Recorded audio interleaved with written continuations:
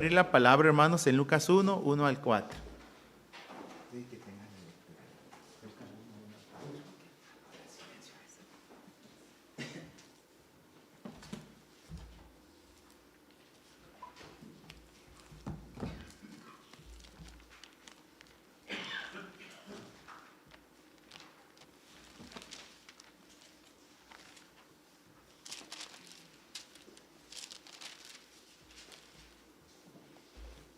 Y le damos lectura, hermanos, todos juntos, por favor, de pie. Lucas 1, del 1 al 4. Dice así la palabra de nuestro Dios. Puesto que ya muchos han tratado de poner en orden la historia de las cosas que entre nosotros han sido ciertísimas, tal como nos los enseñaron los que desde el principio lo vieron con sus ojos y fueron ministros de la palabra. Me ha parecido también a mí, después de haber investigado con diligencia todas las cosas de su origen, oh exaltísimo Teófilo, para que conozcas bien la verdad de las cosas en las cuales has sido instruido. Amén. Recibamos así, hermanos, de pie a nuestro pastor que trae el estudio de esta, no estudio, hermanos, sino el mensaje de esta mañana, con un título que se llama Un suceso lesionador. Así de pie, hermanos, recibamos a nuestro pastor Elías Gómez García. Gracias. Bien, hermanos, pues vamos a tomar en cuenta esta expresión de la palabra de nuestro Dios, ¿verdad? Un suceso aleccionador. Sé que Dios de diferentes maneras nos enseña, pero específicamente con la llegada de su amado Hijo, hermanos, sabemos que Dios nos enseña y nos hace hincapié que nos ama, ¿verdad? Y que verdaderamente tiene conmiseración y comprensión en nuestra situación caída, y en su gracia quiso levantarnos a través de nuestro Señor Jesucristo. Vamos a orar, hermanos. Padre, una vez más queremos solo ser confirmados en la verdad presente. Señor, hay muchas cosas que todavía no comprendemos o logramos dimensionar en vuestro entendimiento. Tu Espíritu Santo, que dirigió la vida de Lucas para instruir a Teófilo de una manera precisa.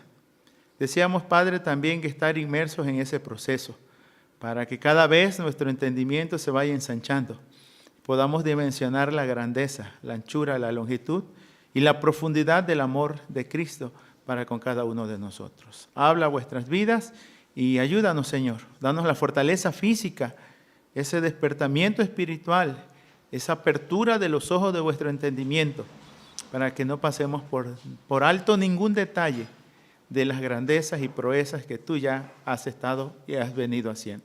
En Jesucristo oramos, buen Dios. Amén. Hermano, tome su lugar y agradezco al Señor, ¿verdad?, de la fortaleza física, la oportunidad que nos dio de estar con las familias, que nos permitió, ¿verdad?, tomar la cena, pero sobre todas las cosas, el sueño reparador y la fortaleza que requerimos. Hemos orado por aquellos hermanos que pues se han sentido quebrantados de su salud, confiando que el Señor, su gracia y su poder siga sosteniéndoles y bendiciéndoles. Y hoy, una vez más, estar ante este relato, hermanos, de la vida de Jesucristo. La llegada de Jesucristo, como sabemos, ¿verdad?, solo fue el inicio de todo un ministerio y parte de un plan eterno de nuestro Dios, el Padre. Así que hoy, hermanos, estamos ubicados en Lucas 1, 1 al 4. Y algo que tenemos que tomar en cuenta es que este personaje llamado Lucas, el médico amado como se le conoció, se dio a la tarea, hermanos, de hacer la función de historiador. Eso es algo que no es tan sencillo. La verdad que de lo poco a veces que queremos escuchar es historia, ¿verdad? Queremos lo puntual, lo puntual, lo puntual. De antemano, pues estamos en una época histórica donde se le ha llamado la deconstrucción. Deconstrucción es decir, quitar todo lo que ha pasado como para hacer una nueva sociedad, un nuevo mundo. Es decir, quitar los fundamentos y los cimientos como para un nuevo inicio, un reinicio de lo que es el mundo y la humanidad. Se ha querido prácticamente quitar todo ello. Parte de esto está encuadrado en lo que se le conoce la posmodernidad. Y no solo ello, hermanos, sino que también nos encontramos en una era que ya se le está llamando o la están encuadrando en este término, la era postcristiana o el postcristianismo, dando a entender que el cristianismo es una cosa del pasado. Recuerden que uno de los indicios de ello, entiendo así, hermanos, fue esa intención de querer anular los nacimientos que públicamente se colocan. O sea, como diciendo, ya ese cristianismo es cosa del pasado. Ahorita hay nuevas ideologías, nuevas formas de creer, nuevas formas de vivir, nuevas formas de ser, ¿verdad? Entonces, todo ello, hermanos, está inculcando y, pues, de una u otra manera, cierto ateísmo también ya. Pero mucha indiferencia hacia lo cristiano.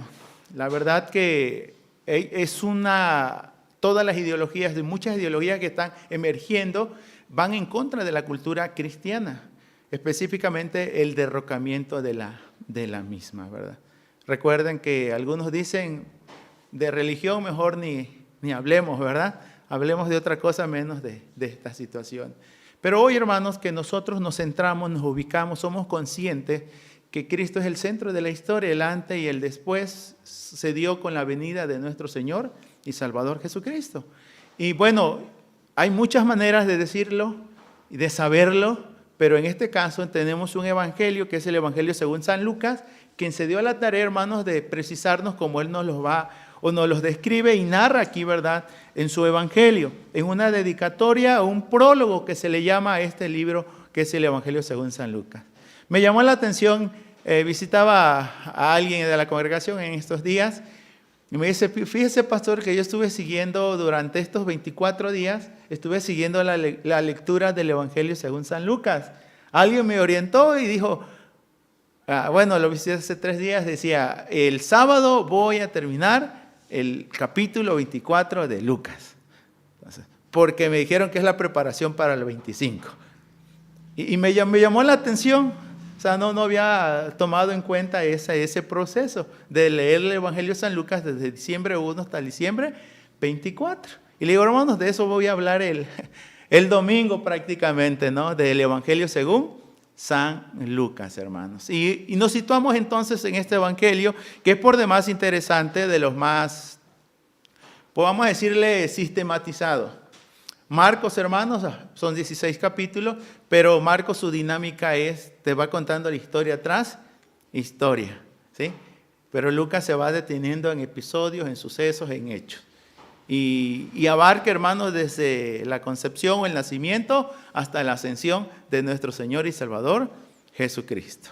Pero todo ello engloba este tema, la historia de Jesús. Quiero reiterar esta frase: muchos conocen la historia de Jesús, pero pocos conocen al Jesús de esa historia. Y es donde Lucas tendrá su énfasis, hermanos. No solo, ¿verdad?, quiere que Teófilo conozca la historia de Jesús, sino conozca al Jesús de esa historia. Es decir, que no se quede solo en la puerta, sino que profundice, indague, conozca con mayor exactitud y precisión en relación a la persona de Jesús. Como bien sabemos, hermanos, entonces, la invitación una vez más a la luz de este prólogo que hemos leído ya es a la lectura, a la comprensión, el estudio de este Evangelio según San Lucas. El Evangelio de Lucas es la historia que todos necesitamos conocer, comprender y creer, ¿sí? Porque es la historia verdadera, ¿sí? Así hay un librito que se llama Discipulando Naciones y su tema es ese: la historia verdadera. Habla de tantos mitos y historias, fábulas que hay, pero a hablar de la historia de Jesús, hermanos, él la cataloga como la historia verdadera. Y como ya señalaba, hermanos, la llegada de Jesucristo, como lo podemos leer tanto en este libro de Lucas como en el libro de Hechos, que es la continuación de este Evangelio, nos daremos cuenta de que la llegada de Jesucristo, específicamente su vida y su obra, ¿sí?, con la llegada de Jesucristo apenas, o en la encarnación, apenas empezó con la encarnación. Hay un texto, hermanos, que es Primera de Timoteo. Permita solamente darle lectura para ustedes. Primera de Timoteo 3:16. El misterio de la piedad le llama Pablo. Es una síntesis de todo lo que pasó o de lo que sucedió en la vida del Señor Jesucristo. Dice 1 Timoteo 3:16, indiscutiblemente grande es el misterio de la piedad. Dios fue manifestado en carne, justificado en el Espíritu, visto de los ángeles, predicado a los gentiles, creído en el mundo, recibido arriba en gloria. ¿Sí?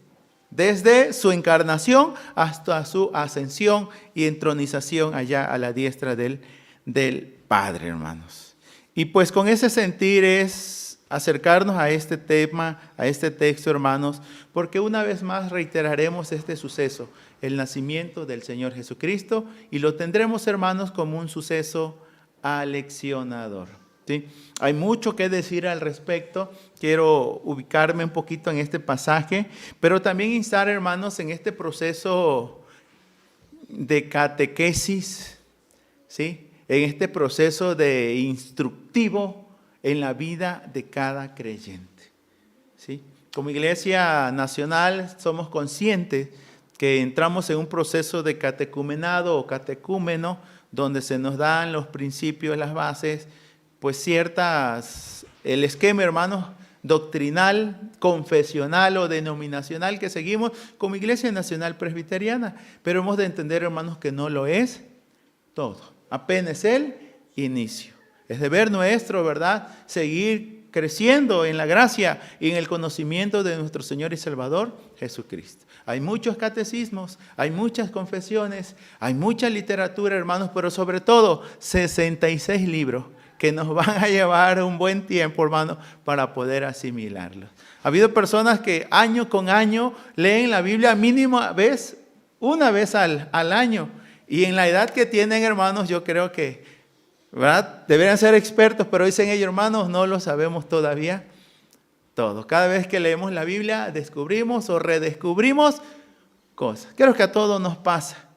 Pero el punto, hermanos, es que no lo sabemos todo. Hay muchas cosas que apenas, ¿verdad?, estamos vislumbrando o conociendo. Entonces, es deber nuestro, ¿verdad?, no quedarnos en este aspecto solo con el inicio. Hay mucho más que conocer. Y mucho más con aquellas cosas como Hebreo nos va a instar hacia la madurez cristiana. Porque hay muchas cosas fáciles de decir, pero difíciles de explicar. Sí las conocemos, las comprendemos, las entendemos, pero no tan fácil la compartimos, la expresamos o la asimilamos. Esto es, hermanos, porque de verdad quiero hacer mención relacionado a la primera cita, ¿verdad?, de la historia de Jesús. También escuchaba en relación al Salmo del Pastor. Y en relación al Salmo del Pastor, muchos están catalogados los que conocen el Salmo del Pastor y lo ubican claramente, ¿verdad?, en el Salmo 23. Y sabemos, ¿verdad?, que está el pastor, y luego redescubrimos que hay dos figuras allí, la del pastor y la del anfitrión, el que le recibe y le adereza mesa delante de ellos, ¿verdad? Hay dos figuras allí, ¿verdad? Pero específicamente el Salmo del Pastor. Muchos conocen el Salmo del Pastor y alguien dice, ¿verdad? Sí, muchos conocen al Salmo del Pastor, pero no todos conocen al pastor de ese Salmo. Y el pastor de ese Salmo es como lo presenta el Salmo 23. La referencia es el verso 1 y la frase específicamente, Jehová es mi pastor. No dice Jehová es el pastor, dice Jehová es mi pastor. El énfasis en la identificación del salmista con el pastor de ese Salmo. Pues reitero, no solo dice que Jehová es el pastor, sino también dice que Jehová es su pastor. Y hoy, hermanos, es acercarnos a esta realidad de no solo expresar Jesús es el Señor, sino poder expresar Jesús es mi Señor. Jesús se dio, ¿verdad?, por los pecadores. Jesús se dio por mí para salvarme de mi pecado. Así que con ese entendimiento, hermanos, vamos a tomar en cuenta esta expresión y el tema por demás lo he catalogado así, hermanos, un suceso aleccionador. Pues ese es el sentir de Lucas para con Teófilo. El mismo texto nos dice que después de haber investigado, como lo presenta en el verso 3, me ha parecido también a mí, después de haber investigado con diligencia todas las cosas, desde su origen, escribírtelas por orden, oh excelentísimo Teófilo. ¿Con qué fin? Para que conozcas bien la verdad de las cosas en las cuales has sido instruido. Para que conozcas bien, porque a veces conocemos la verdad, pero no conocemos bien esa verdad. A veces estamos apenas ahí en la puerta, hermano, pero si entramos hay mucho que dimensionar. Usted ha quizás abordado algún tema y usted lo ve muy sencillito, y cuando una vez que empieza a indagar, a investigar, se da cuenta, hermanos, que es todo un tema a tratar e investigar y que faltaría tiempo como para poder dimensionar y asimilar todo cuanto pudiéramos comprender del contenido del mismo. Me ha pasado en muchas cosas y a veces hasta me frustro un poco por decir, ¿cómo voy a decir tanto, no? Pero de verdad, hermanos, que sí se dimensiona, se ramifica mucho el conocimiento de Dios a través de su palabra. Ahora, el interés entonces es, hermanos, que no pase solo como un suceso más. El nacimiento de Jesús, la vida y obra de Jesucristo no fue un suceso más. Fue el suceso que transformó la historia, que le dio sentido, que le dio orden. Y sobre todas las cosas, hermanos, que fue como se le ha conocido, ¿verdad?, como el punto central de la misma. Jesucristo es el antes, Jesucristo es el después. No hay nada, hermanos, porque todo apuntaba hacia su venida, hacia su nacimiento, y de ahí en adelante todo apunta hacia su regreso. Entonces, todo está conectado con la persona de Jesús. No en vano dice, ¿verdad?, que por eso es el nombre que nos fue dado a nosotros los hombres, para que podamos ser salvos. Porque fuera de Jesús, pues sabemos, ¿verdad?, no hay camino, no hay verdad y no hay vida. Él solamente lo es, hermanos.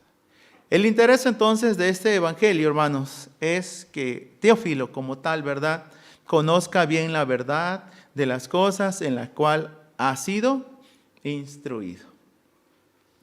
Hay mucho que abordar, hermanos, porque el tema aborda eso, ¿verdad? Tratado de poder poner en orden la historia de las cosas. Y esa historia de las cosas, Lucas la da, dice que entre nosotros han sido ciertísimas.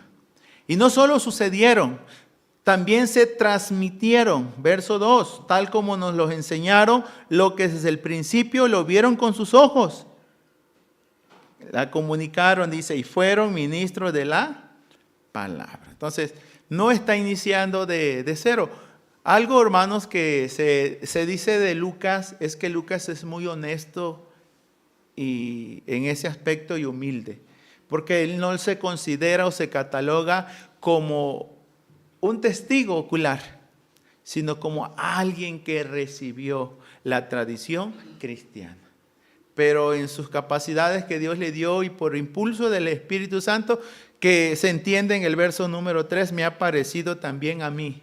Me dijo, esta historia necesita ser contada, necesita ser escrita y necesita ser sabida. Y entendemos no solo por Teófilo, sino por todos aquellos que habríamos de leer este evangelio, hermano. Así como cuando te encuentras algo y dices, esto lo necesito compartir, esto necesito que los demás lo sepan. Y Lucas, hermanos, impulsados por el Espíritu Santo, hace ese papel de historiador. Hay muchos otros historiadores, ya en su época habían algunos historiadores, pero en este caso, hermanos, en relación a la vida y obra de Jesucristo, él se da a la tarea de sistematizar esta enseñanza. Sabemos, hermanos, que es el que más abunda acerca de la infancia o la niñez de nuestro Señor Jesucristo, ¿sí? Y eso es por demás interesante, hermanos, pues mucho de esta lectura en esta época casi siempre se basa en el libro de Lucas como tal, hermanos. Ahora, conocer bien la verdad de las cosas en las cuales ha sido instruido. Hay algunas consideraciones en relación a Teófilo. Una, su nombre, pues Teófilos, ¿verdad? Amado de Dios o amado por Dios, ¿verdad? En ese aspecto. El término que se usa Lucas para nombrar a identificar este personaje es la expresión excelentísimo. Algunos se consideran que era un hombre muy noble, o se considera que era un oficial romano, o alguien en eminencia, porque no a cualquiera le decían excelentísimo. Sabemos que aún a los reyes se les decía su excelencia, y a él se le está diciendo excelentísimo Teófilo. ¿Sí? Entonces, no se nos da otro dato, hermanos, pero lo que sí se nos da es que Teófilo no solo se leyó Lucas, Teófilo también se va a leer Hechos, porque la continuación, como notémoslo tantito en Hechos 1, es la continuación de este evangelio, así se presenta, Hechos 1:1. En el primer tratado, y aquí ya le dice solo Teófilo, fíjense, ya no le dice excelentísimo, pero sí dice ahí en el primer tratado, oh Teófilo, hablé acerca de todas las cosas que Jesús comenzó a hacer y a enseñar hasta el día en que fue recibido arriba, después de haber dado mandamientos por el Espíritu Santo a los apóstoles que había escogido. ¿Sí? Si se dan cuenta, ahí nos da la síntesis de lo que trata el Evangelio según San Lucas. Y una vez más, sí le dice, oh Teófilo. Se entiende que era un recién convertido y que ya había sido instruido de una de otra manera, pero de manera incompleta. Es decir, Teófilo necesitaba seguir conociendo más acerca de su fe o de su Salvador. ¿Sí? Entonces, estos hermanos nos debe instar a nosotros a no quedarnos solo allí al inicio, ¿verdad? Sabemos que leemos Génesis y muchos con mucho brío iniciamos leyendo Génesis, pero no pasamos de Génesis. O a veces iniciamos Mateo y no pasamos de Mateo, ¿no? Entonces, pues leer los 39 libros del Antiguo Testamento, hermanos, tener un antecedente. Lucas va a hacer referencia de ello y en su momento lo voy a citar, hermano. Así que en este sentido, el texto de la Escritura nos va a llevar hacia allá. Instarnos a que no solo Teófilo, también nosotros nos demos a la tarea de dar una lectura un poquito más minuciosa, detallada, observadora, en el caso, hermanos, de este evangelio, porque también nosotros necesitamos conocer no solo la verdad, sino conocer bien la verdad de las cosas en las cuales ha sido instruido. Recuerden que el libro de Hechos, los muchos viajes misioneros del apóstol Pablo, el primero fue para sembrar la palabra. Los que según iba abundando, los hacía, hermanos, para regar esa palabra, por la expresión, para ver cómo están nuestros hermanos. Y muchos de los viajes misioneros también, de los que sucesivamente iba haciendo, hermanos, también tenía esa intención de confirmarles en la fe. Porque no faltaría quien le dijera, eso que tú crees no es así. ¿Sí? Hay una mejor versión o hay una mejor forma de hablarlo.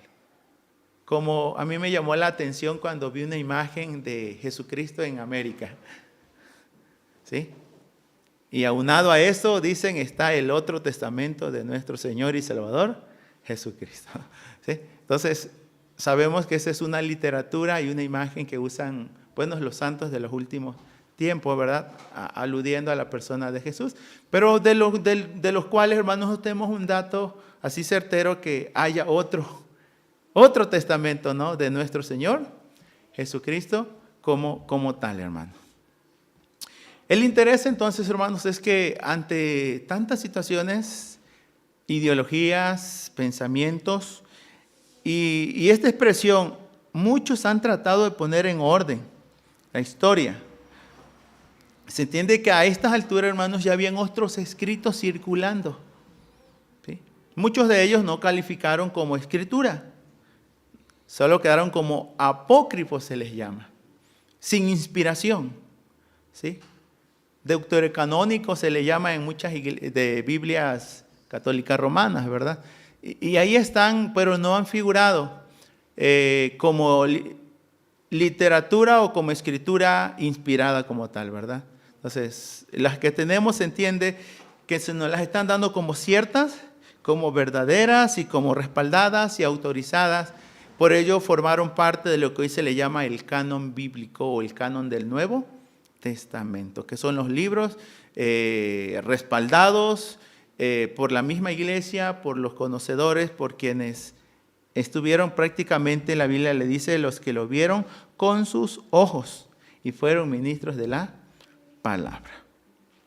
Ahora, hasta aquí entonces tenemos que tomar en cuenta esta realidad, porque pues no deberíamos quedarnos solo en el nacimiento del Señor Jesucristo. Reconocemos, conmemoramos, agradecemos al Señor, pero sabemos, hermanos, que no fue lo único que sucedió. Sabemos que Jesús ya no está en un pesebre, Jesús está a la diestra del Padre y allí intercede por cada uno de nosotros. Pero lo que sí tenemos que tomar en cuenta es que esto no debe quedar como una tradición, pues es más que una tradición, hermano. Es un hecho, es un suceso que nos da muchas lecciones de vida, y yo creo que muchos de nosotros hemos reflexionado al respecto. ¿Por qué Dios envió a su Hijo? ¿Qué necesidad había que motiva a Dios, hermanos, a cumplir su palabra?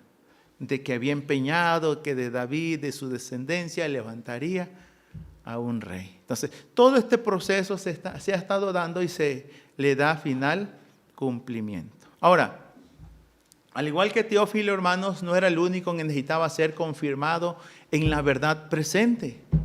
¿Sí? En el inicio de este capítulo es Teófilo, pero parte del contenido del Evangelio, hermanos, que es Lucas 24, usted seguramente conoce, cuando Jesús se resucita y se presenta en cuerpo en el camino a Emaús, se presenta a 2 de sus discípulos. Solo se nos da el dato que uno de ellos se llamaba Cleofas, según Lucas 24, 18. Pero lo que quiero precisar, hermanos, es que todo cuanto habría de acontecer y suceder, y sucedió en la persona de Jesús, no fue otra cosa, hermanos, que lo que ya se había anticipado de manera escrita en el Antiguo Testamento. Verso 25 dice: Él les dijo: oh insensatos y tardos de corazón, para creer todo lo que los profetas han dicho. ¿No era necesario que el Cristo padeciera estas cosas y que entrara en su gloria? Comenzando desde Moisés y siguiendo por todos los profetas, y les declaraba en todas las escrituras lo que de él decía. Cosa que va con los discípulos ya, quienes caminaron con él, hermanos. El capítulo 24 va a decir en el verso 30 y 44, y les dijo: estas son las palabras que os hablé estando aún con vosotros, que era necesario que se cumpliese todo lo que está escrito de mí en la ley de Moisés, en los profetas y en los salmos. Entonces les abrió el entendimiento para que comprendiesen las escrituras.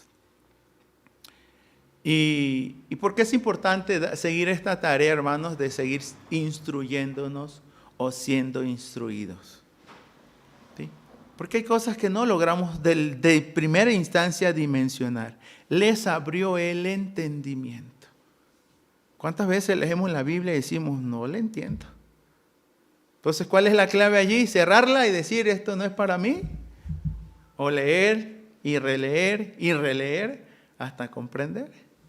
Entonces, es la misma escritura, hermanos. Hay un principio, emana de la Reforma, que es que la Biblia se interpreta a sí misma. Que los pasajes más oscuros se interpretan a la luz de los más claros. Y que el Antiguo Testamento es el anunciamiento y el Nuevo Testamento es el cumplimiento. Y de inicio a fin, hermanos, la Biblia inicia con un jardín, el libro de Génesis, y termina en un paraíso, pero en el paraíso celestial. Sí. Y aquí inicia con la presencia de Dios en medio de los hombres. Y con los hombres, y Apocalipsis 22 termina con la presencia de Dios entre los hombres, diciendo que ya no hay necesidad de sol, de luna, de estrellas, porque la misma gloria de Dios ilumina todo. Eso se llama teología bíblica, que abarca, hermanos, todo el sentido y el propósito por el cual las muchas enseñanzas que se fueron dando en la Biblia apuntaban hacia la persona de Jesús y hacia el plan eterno y redentor de Dios en la persona de Cristo, hermanos. Y es así cuando la Biblia va a abundar y nos va a dar a entender, así como dice la Escritura, les abrió el entendimiento. Por lo que precisar esta realidad, hermanos, que el texto nos va a hablar en este día, no solo Teófilo necesitaba conocer bien la verdad, en este caso los discípulos tuvieron que ser confirmados y se les ratificó muy precisamente en relación a todo cuanto había acontecido y sucedido. Recuerden que aún mismo Lucas va a decir, hermanos, que María había cosas que todavía no comprendía. Al grado, hermanos, que el texto va a decir que ella las guardaba y las meditaba en su corazón. O sea, había cosas que no lograba dimensionar. Sí sabía quién era Jesús, el ángel se lo había dicho. Pero el texto de la Escritura nos va a decir, hermanos, que así sucedía. Lucas 2:19 dice, pero María guardaba todas estas cosas, meditándolas en su corazón.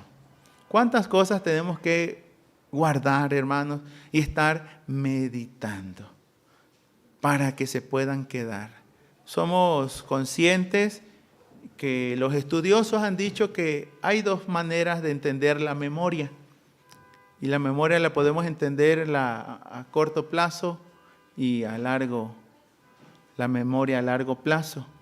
La memoria a corto plazo puede detener y retener mucha información en este momento, pero si no se asimila, no se procesa, no se almacena, en breve tiempo, hermanos, más no nos vamos a acordar de ello.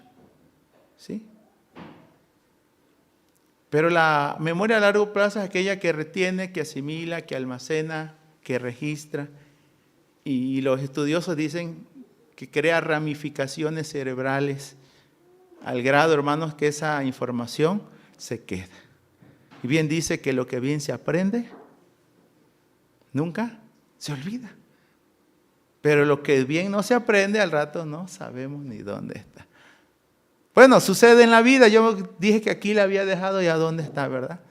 Lo olvidamos, así. Y es lo que no quería Pablo, en este caso Lucas con Teófilo, hermanos, de que no olvidara, sino que conociera bien la verdad en la cual había sido instruido. Sí. Es interesante este punto, hermanos, porque como pudimos ver en el mismo Lucas, Jesús tuvo que hacerlo con los discípulos. Los afirmó en lo que la Escritura decía con antelación y como cumplimiento ya en su persona. Pablo tuvo que atender y registra, hermanos, Lucas registra en el libro de Hechos 18 al 24, de un personaje llamado Apolos. Un hombre ilustre, un hombre, hermanos, versado en las Escrituras, dice, específicamente en el Antiguo Testamento. Era de Alejandría. Recordemos que era una de las cunas del conocimiento y del saber del mundo antiguo. ¿Sí? En ese aspecto, ahí se formula y se da una de las Biblias que predominó mucho en el tiempo antes de Jesucristo. Se llamó la Septuaginta. ¿Sí? Y que fue la Biblia que fue citada por muchos hebreos y judíos. Y aún hay ciertas citas de ella en el Nuevo Testamento. Versado en las Escrituras, pero Apolos requería algo, hermanos, ser instruidos con mayor precisión en las Escrituras, y esta función le hicieron un matrimonio de Aquila y Priscila. Dice la Escritura que cuando a él se le abren los ojos completamente, un conocimiento completo, con seguridad, con precisión, ahora compartía, dice, de Jesucristo, y hacía ver que él era el Cristo, el Mesías prometido. Esperemos, hermanos, que de verdad en todo este proceso nuestros ojos se aclaren, nuestra mente se ilumine, o como oraba al inicio, ¿verdad? Ya no solo nuestros ojos físicos, sino los ojos de vuestro entendimiento. Más que sabiduría humana o filosófica, podamos adquirir sabiduría divina, sabiduría de lo alto, como lo presenta el libro de Santiago. Lo mismo que Apolos, Timoteo. Sabemos, hermanos, que Timoteo fue instruido en las Escrituras, tanto por su madre como por su abuela. Y específicamente es lo que reconoce Pablo en 2 Timoteo 3, 14 al 17, que persistiera en lo que había sido instruido y en aquello que se había persuadido, sabiendo de quién había aprendido. Y vean, la expresión bíblica es aprendido. Yo sé, hermanos, que en cuanto al conocimiento y a nuestros entendimientos, hay cosas que aprendimos, pero a veces lo mal aprendimos. Y hoy se habla de un desaprender para reaprender, ¿sí?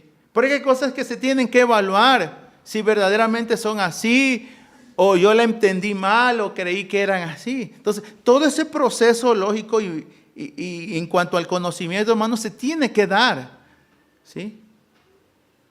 Porque bueno, de verdad hay cosas que tenemos que afirmar y confirmar, como el texto lo va a decir, para que conozcamos bien la verdad en la cual hemos sido instruidos. Timoteo como tal fue instruido por Pablo, y también, hermano, fue instruido por las mismas Escrituras, las cuales tú conoces, y ha hecho de ti un hombre cabal. Así lo presenta esta Escritura, hermanos. Nosotros entonces también no debemos ser la excepción. Si la Biblia nos enseña, nos instruye. Esa es la función, recuerden. Es inspirada por Dios y útil para ello. Para enseñar, para instruir, para corregir, para redarguir. Instruirnos en justicia, a fin de que hombres y mujeres de Dios estemos enteramente y cabalmente preparados para toda buena obra, hermanos. ¿Sí? Agradezcamos a Dios, y de verdad que el tema de la encarnación es un tema, hermanos, que ha generado conflictos, divisiones, no solo territoriales, en el mismo cristianismo. Teólogos de cepa, hermanos, no lograron dimensionar. Y en relación a la encarnación del Hijo, vamos a encontrar que hubo necesidad de concilios, ¿sí? Concilios que se dieron a nivel zona, en este caso en la región de Oriente y Occidente, que antes la iglesia cristiana estaba unida así, hasta que hubo una división. Pero en ese sentido, hermanos, en relación a la divinidad de Jesucristo se ha dicho mucho. En relación a sus dos naturalezas, no se ha entendido que si son dos naturalezas y una sola persona. Muchos no entendieron la divinidad de Jesús. Dijeron, ¿cómo es posible que lo divino posea lo humano? Y en el concepto griego eso era imposible porque el cuerpo es malo. ¿Y cómo lo divino puede ocuparlo? El cuerpo, ¿no? En el concepto griego. En realidad la Biblia no nos dice, nos dice todo lo contrario. Realmente Dios se hizo carne y habitó entre nosotros. Y dice Juan, vimos su gloria, gloria como el unigénito del Padre, en gracia y verdad. Entonces, así es presentado el texto. Así que esto nos da una pauta, hermanos, si es mi interés en esta intervención, ¿verdad? Y en esta exposición, instar lo que Lucas hizo para con Teófilo. No puedo decirlo todo, no lo conozco todo, pero sí puedo decirles, hermanos, que el Evangelio de Jesucristo está plasmado en los 4 evangelios, en las cartas de Pablo, en el libro de Apocalipsis, que específicamente Apocalipsis 1:1 nos dice que es la revelación de Jesucristo. Así nos lo dice la Escritura. Nosotros entonces sigamos, hermanos, trabajando en conocer bien la verdad en las cosas en las cuales hemos sido instruidos, ¿sí? En las cuales hemos sido instruidos. Bien, que desde el libro de Proverbios, hermanos, nos va a presentar que la vida cristiana o el sendero o la senda del justo no es algo que inicia y termina, sino nos lo va a presentar como algo paulatino, progresivo. La senda del justo es como la luz de la aurora, que va en aumento hasta que el día es perfecto. Proverbios 4, 18. Eso es similar hacia la madurez cristiana. Recuerden que todo, hermanos, tuvo una madurez. La venida de Jesucristo fue obra de que el tiempo llegase, se llegara como un fruto, ¿verdad? Llegase su tiempo de maduración. Gálatas 4:4 dice, en el cumplimiento del tiempo, Dios envió a su Hijo. Sí, en el cumplimiento del tiempo. Habrán cosas que nosotros no podemos dimensionar. En el proceso del tiempo Dios los va dando a conocer también, hermanos. Así que somos instados a conocer bien la verdad y a crecer. Porque 2 Pedro 3:18 también tiene una idea similar. Pedro le dice a la iglesia perseguida, 2 Pedro 3:18, antes bien, creced en la gracia y el conocimiento de nuestro Señor y Salvador Jesucristo.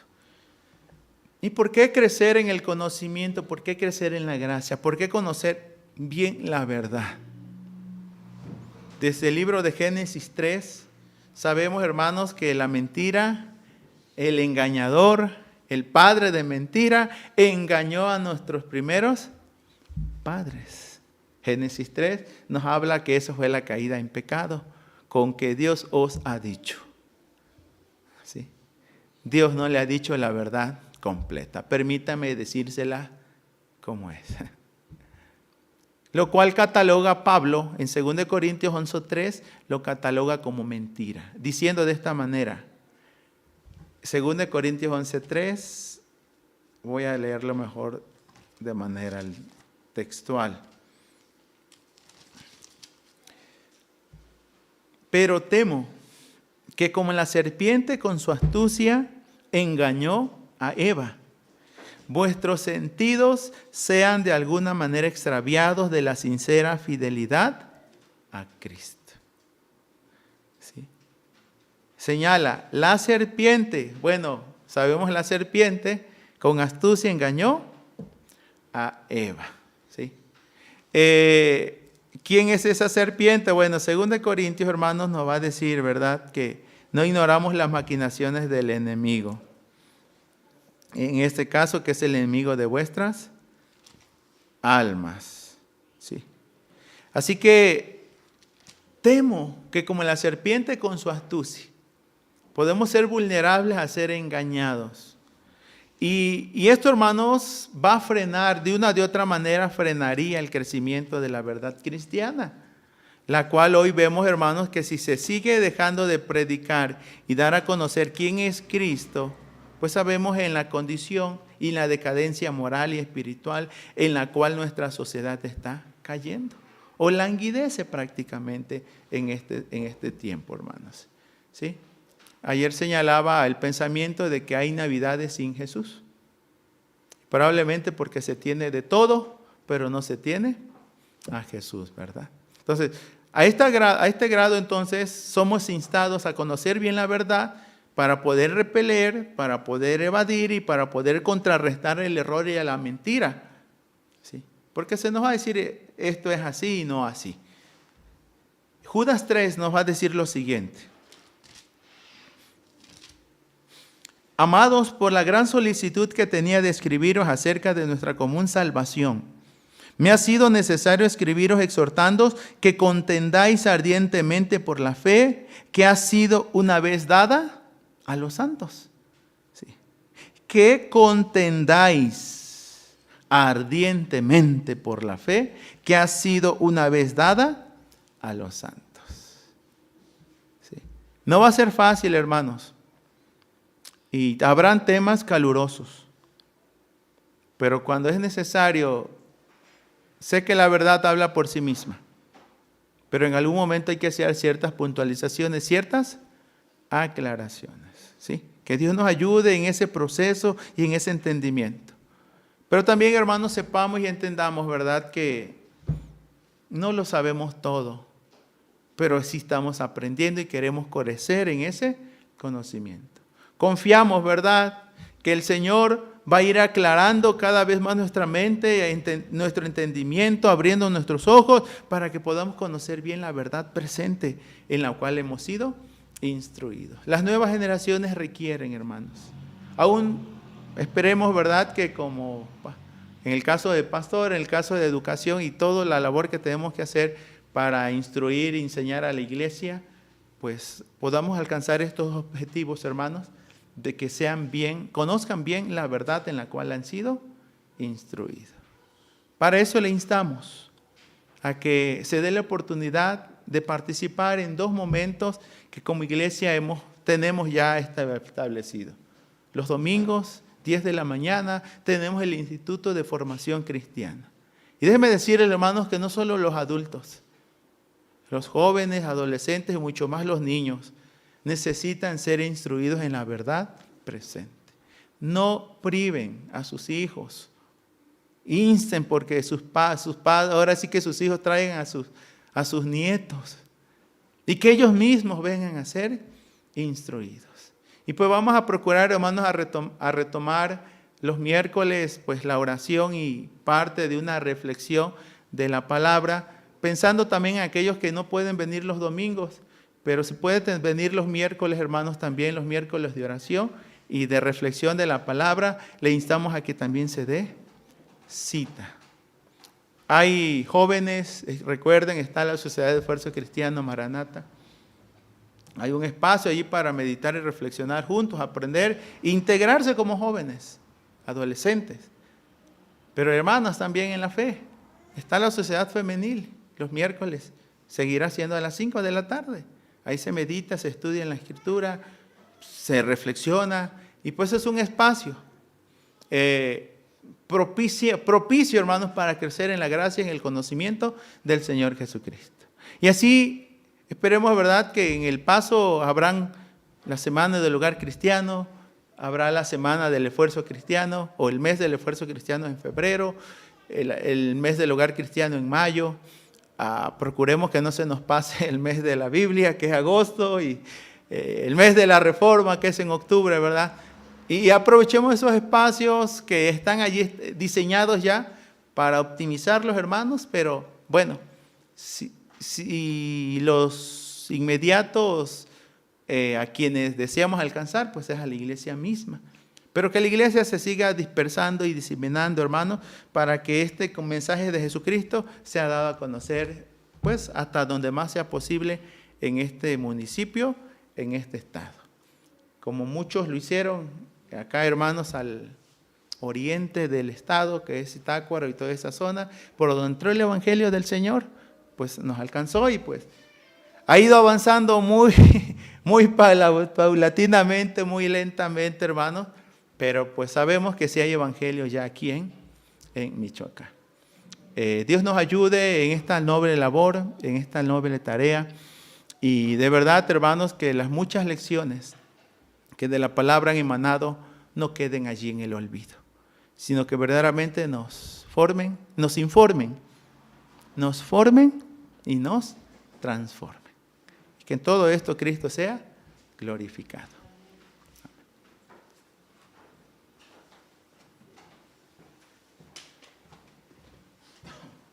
Amén, hermanos.